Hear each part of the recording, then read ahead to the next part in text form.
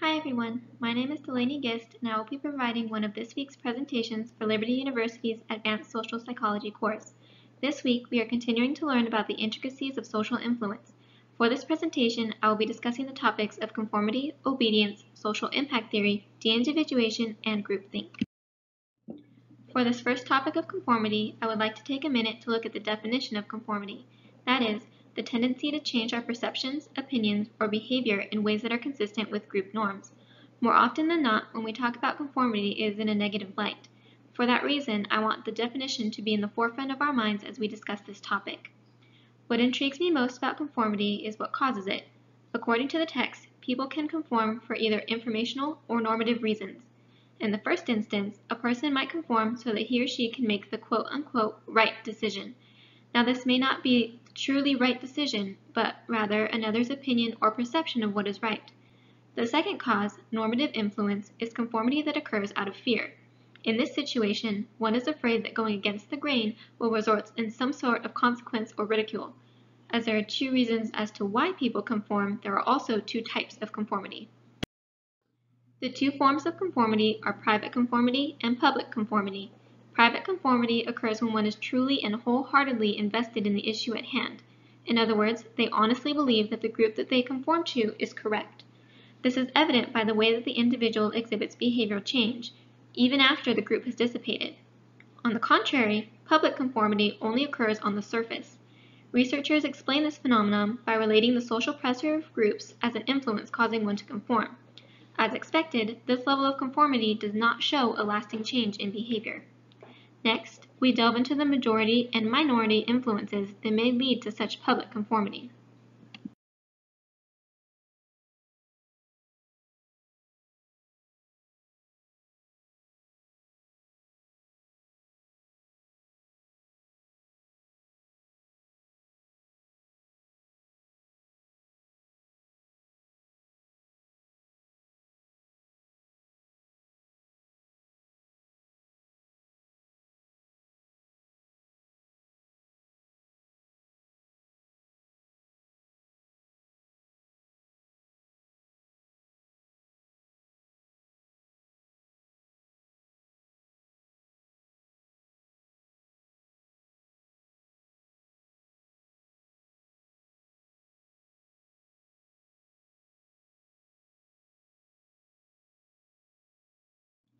This leaves us with minority influence. Sergei Moscovici theorized that for a minority to be most effective, they must be unwavering and tenacious in their support, while also presenting themselves in a manner that is open and flexible. While this might seem contradictory, when a leader does so, it draws attention from those outside of the issue, puts pressure on the majority, and begs the question of whether or not the minority has a valid point. There are various theories about the extent of minority influence.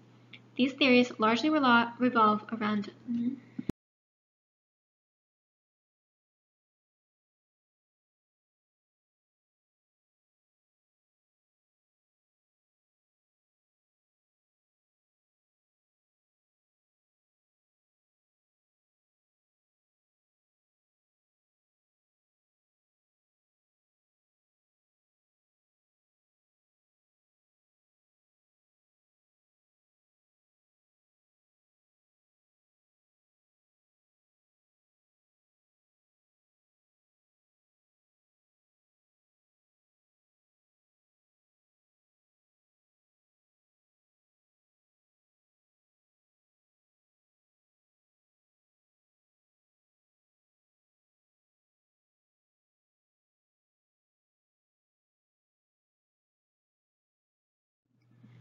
Our next topic is compliance.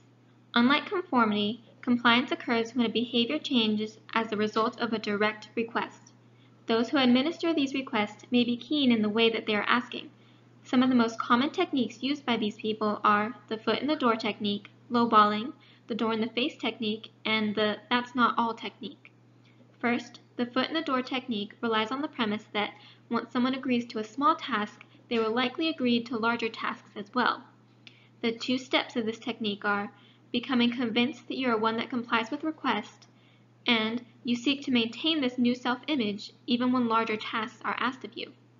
The two steps involved in the lowballing technique are complying with the request and then being confronted with additional tasks or being forced into hidden agendas.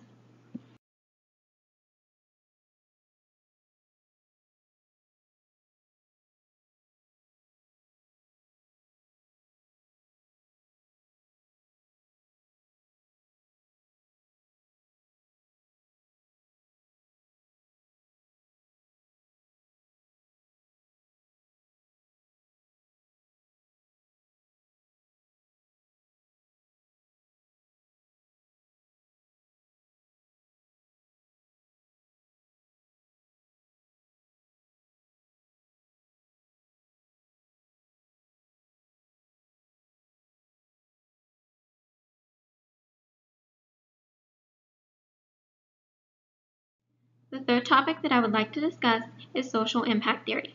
According to the text, social impact theory is related to the strength, immediacy, and number of sources available to the target individuals. The strength of one's influence on another can be seen through the relationship that he or she has with the target. As expected, if they are close to the target through romantic relationship or close friendship, their influence is much more powerful than it would be if they were a mere acquaintance. In order to gain optimal compliance, that strength is mediated through an air of authority. Another example would be those in a position of employment. Obviously, their employer is going to have a great amount of influence over their behavior. Regarding immediacy, the impact is much stronger when an individual is close in geographical location and/or close in terms of prior social interaction. For this, they can be close in geographical location, physically close, or close in terms of memory, such as a childhood friend.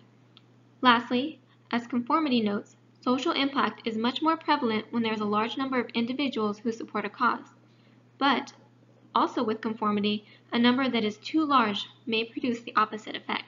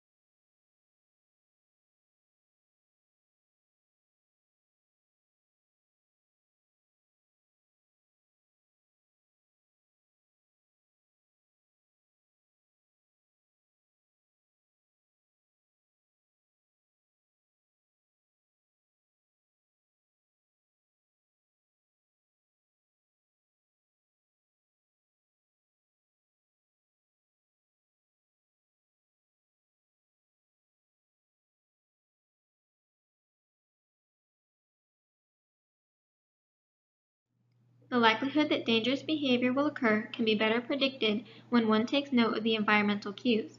Attentional cues are those that involve how the environment is impacting the individual's focus. That is, when the environment becomes loud and overwhelming for an individual, they are more likely to succumb to the behavior of the crowd, regardless if that behavior is uncharacteristic of an individual. When the attention is no longer focused on the individual self, the likelihood of de-individuation increases. Furthermore, if anonymity is increased by physically concealing one's identity, such as wearing a mask, there is a much greater chance of deviant behavior occurring as the odds of being caught and punished are decreased.